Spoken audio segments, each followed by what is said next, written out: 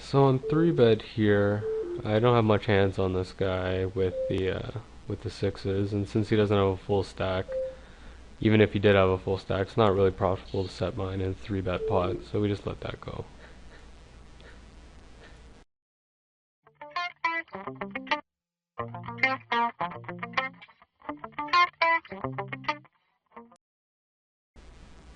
Here we have aces, and we definitely want to be raising and not doing any kind of limping in stuff. Now, this is a pretty dry board despite having 2 spades, so not one that I want to lead out on, and want to give people an opportunity to catch up in the hand. So the queen is good.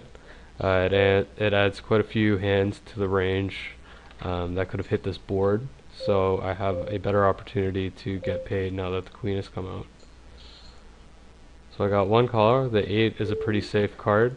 So I'll go ahead and try to get paid by somebody who hit a queen, and if he missed the flush draw, then he's just going to fold, but I have to try to get some value, so I go for a pot size bet on the river, and he folds.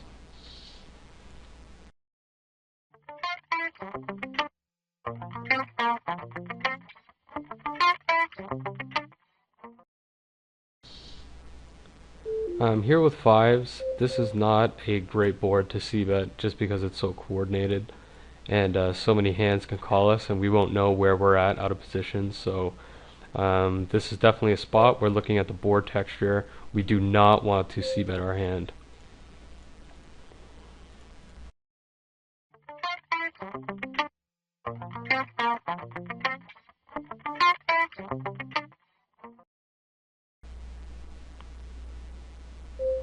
So we got one caller on the button who is not very aggressive, and this is a pretty dry board, so it's hard for him to have connected with it. So I'm actually going to check it and give him one free card.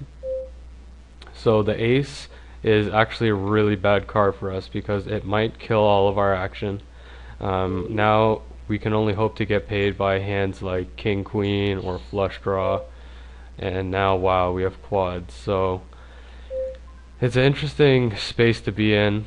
I don't think he can possibly have any kind of hand besides a busted draw. So I'm going to go ahead and check it to him and hope that he bluffs, because I don't think I can get paid if I bet, unless I've totally misread the hand. So he bets 50 cents. Obviously I'm going to come in for a check raise. And so I assume he was just bluffing at a missed draw, which is exactly what we wanted. So that hand was a pretty good result, given the fact that we had quads and didn't get paid.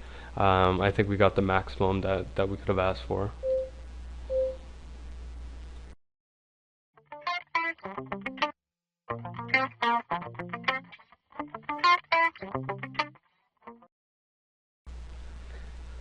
So I flop a set, dream situation, everyone is checked to me. I called pre-flop as opposed to have been raising, so I'm actually going to check back and hope that these guys catch up. The ace of diamonds is a wonderful card for us.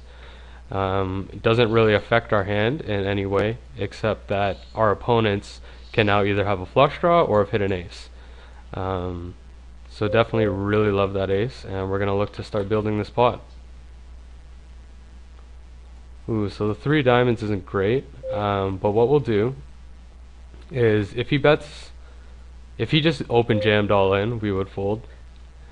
If he bets here, if he checks to us, which he just did, we're definitely going to bet with the intention of folding to a check raise all in. So it's very important. I'm going to bet 250 here, but if he check raises me all in, I have to fold, because he would not do that with any hand except for a flush. And it's actually one of these spots where you can get away from a set, which is really tough to do. But this is definitely one of those spots where it's really clear what the correct move is.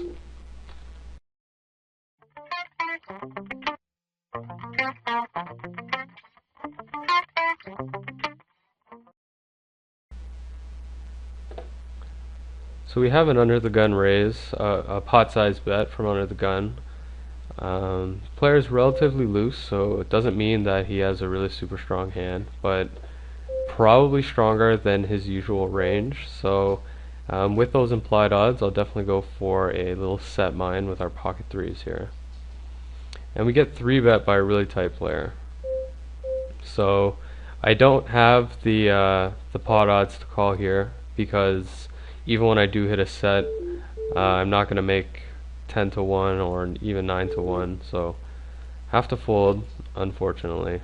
And we were probably, you know, an 80-20 dog there.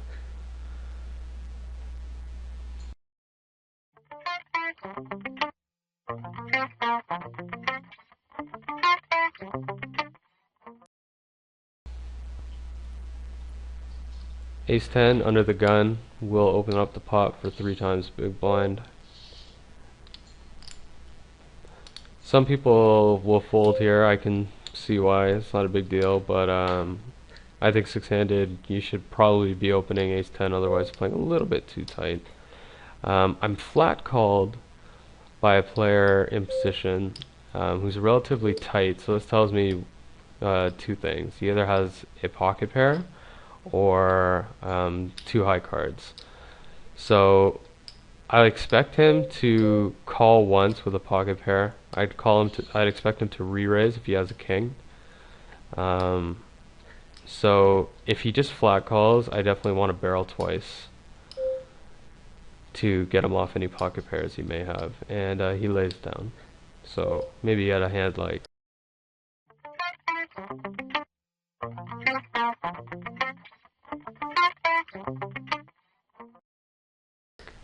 queen jack, or maybe even ace queen. So here we have aces, but we have a terrible board. We also have a set of nines, which is good. So board's really bad. I got 2 callers, so I'm going to be very weary this hand, but I can't let any cards come out for free. So I have to charge each one. I wish I could re-raise all in here, but not too afraid of this guy's all in, to be honest. The king is kind of blank, but I really just have 1 pair here, so I'm not going to try to get any more value. I think it's too thin at this point. Wow, that is sick.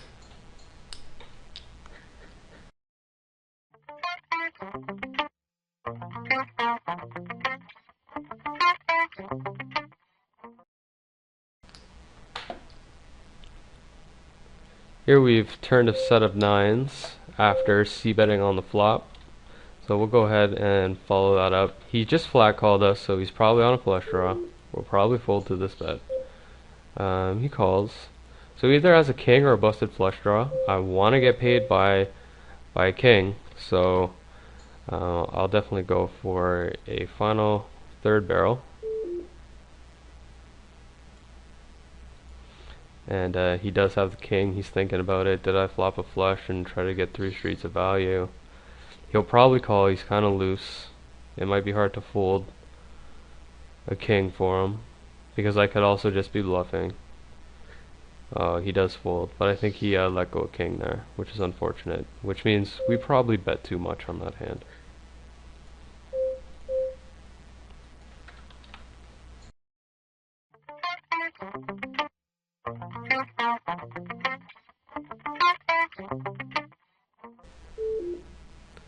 So here I have jacks. I opened the pot pre-flop, and I got 2 callers. We have a queen high board, which isn't great, but isn't too bad either.